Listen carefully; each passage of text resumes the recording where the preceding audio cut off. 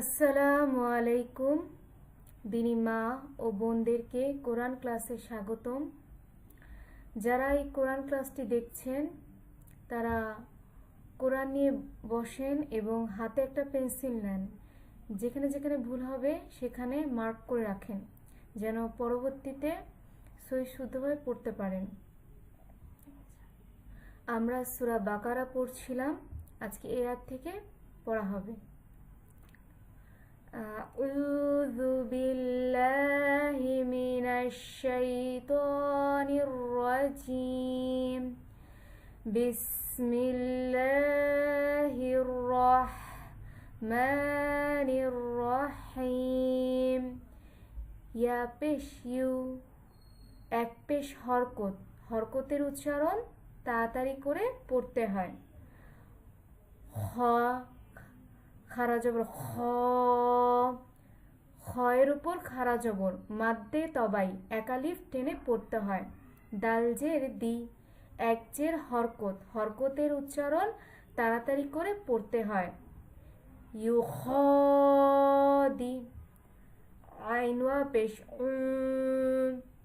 পেশের বাম পাশে যজমালা ওয়াও মাদের হরফ মাদ্দে তবাই একালিফ টেনে পড়তে হয়।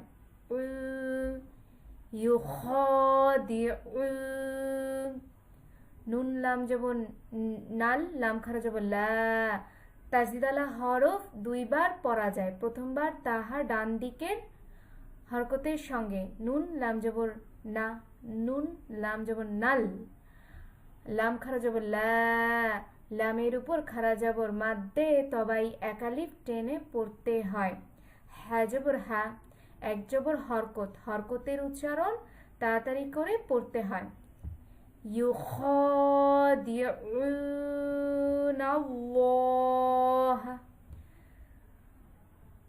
আল্লাহ শব্দের লামের ডানে যদি জবর থাকে, এই যে নুনের উপর জবর আছে, তাহলে আল্লাহ শব্দের লামকে মোটা করে পড়তে হয়, তখন হয় ল, তখন আর লা হয় না।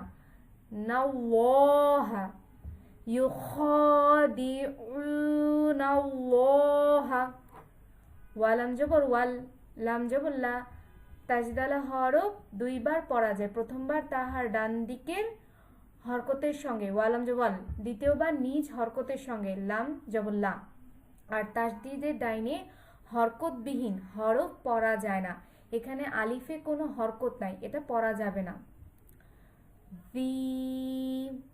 জেরের বাম পাশে যজমালাইয়া মাদের হরফ মাদ্দে তবাই একালিফ টেনে পড়তে হয়। রি নুন জবর না এক জবর হরকত, হরকতের উচ্চারণ তাড়াতাড়ি করে পড়তে হয়। হামজা খারা জবর আ, মিম জবর মা এক জবর হরকত, হরকতের উচ্চারণ তাড়াতাড়ি করে পড়তে হয়। নু নুন ওয়া পেশ নু, পেশের বাম পাশে যজমালা ওয়া মাদের হরফ মাদ্দে তবাই একালিফ টেনে পড়তে হয়। আর আমরা যদি এখানে ওয়াকফ করে ফেলি তাহলে ওয়াকফের আগে যদি মাদ্দে তবাই থাকে তাহলে মাদ্দে তবের মধ্যে উচ্চারিত হবে। ইউখাদিউনা আল্লাহা ওয়াল্লাযীনা আমানু, ওয়া জবর ওয়া এক জবর হরকত, হরকতের উচ্চারণ তাড়াতাড়ি করে পড়তে হয়। মিম আলিফ জবর মা, জবরের বাম পাশে খালি আলিফ মাদের হরফ মাদ্দে তবাই একালিফ টেনে পড়তে হয়।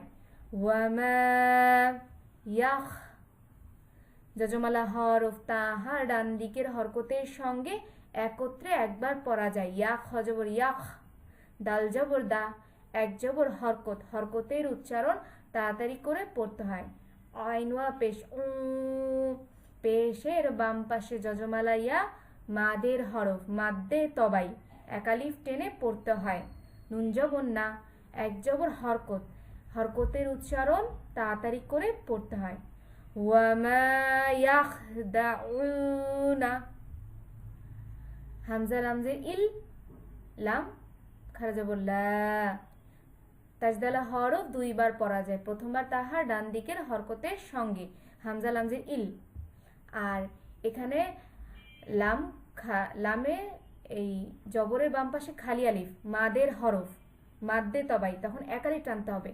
আর মাদ্দে তবাইয়ের উপরে এই যে চিকন চিহ্নটা দেখা যাচ্ছে, এটাকে বলা হয় যখন মাদ্দে তবাইয়ের পরে চিকন চিহ্ন থাকবে তখন হয়ে যাবে মাদ্দে মুনফাসিল, তখন এক আলিফের পরিবর্তে 3 আলিফ টানতে হবে। কি হবে? ইলা, আং। নুন সাকিনের পরে ফা আসছে, ফা হলো ইকফার হরফ, তাহলে নুন সাকিনের পরে যদি ফা আসে, ইকফার হরফ আসে, তাহলে নুন সাকিনকে নাকের মধ্যে নিয়ে গুন্নাস গোপন করে গুন্নার সহিত পড়তে হয়। তাহলে হামজা নুন জবর আং, আং, আং, আং। ফা পেশ ফু, এক পেশ হরকত, হরকতের উচ্চারণ তাড়াতাড়ি করে পড়তে হয়। সা জবর সা, এক জবর হরকত, হরকতের উচ্চারণ তাড়াতাড়ি করে পড়তে হয়, মানে সিন জবর সা, এভাবে। হামিম পেশ হুম, মিম সাকিনের পরে ওয়া, ইজহার, মিম সাকিনের ইজহার, মিম সাকিনের পরে যদি বা মিম ব্যতীত অন্য কোনো হরফ থাকে তাহলে ইজহার করে পড়তে হয়, ইজহারও তো স্পষ্ট করে পড়তে হবে, এখানে কোনো টান দেওয়া যাবে না বা কোনো গুণা করা যাবে না। আনফুসাহুম, ওয়া জবর ওয়া, এক জবর হরকত, হরকতের উচ্চারণ তাড়াতাড়ি করে পড়তে হয়।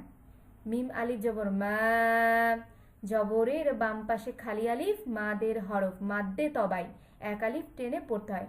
ওয়ামা, ইয়াশ, ইয়াশ, যজমালা হরফ, তাহা ডান দিকের হরকতের সঙ্গে একত্রে একবার পড়া যায়, ইয়াশ। আর শিন কি শীষের মতো শব্দ হয়, ইয়াশ। আইন পেশ উ, এক পেশ হরকত, হরকতের উচ্চারণ তাড়াতাড়ি করে পড়তে হয়। রাওয়া পেশ রু, রু, পেশের বাম পাশে যজমালা ওয়াও, মাদের হরফ, মাদ্দে তবাই, এক আলিফ টেনে পড়তে হয়। আর রয়ের উপরে কি আছে? পেশ আসছে, তো র সাকিনের উপর যদি পেশ থাকে, মানে রয়ের উপর যদি পেশ থাকে তাহলে কি করতে হবে? র মোটা করে পড়তে হবে। আচ্ছা, আর নুন জবর না, এক জবর হরকত, হরকতের উচ্চারণ তাড়াতাড়ি করে পড়তে হয়।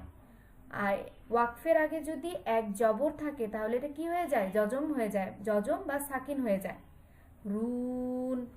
আর মাদ্দে তবাই, রওয়া পেশ রু, এটাকে মাদ্দে তবাই, মাদ্দে তবাইয়ের পরে হরফ, পরে হরফ কি? নুন।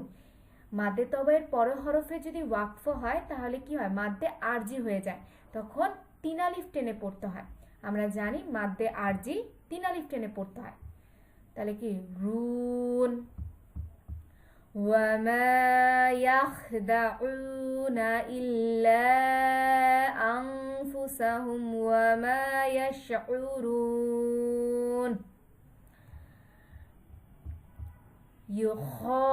يخادعون الله والذين آمنوا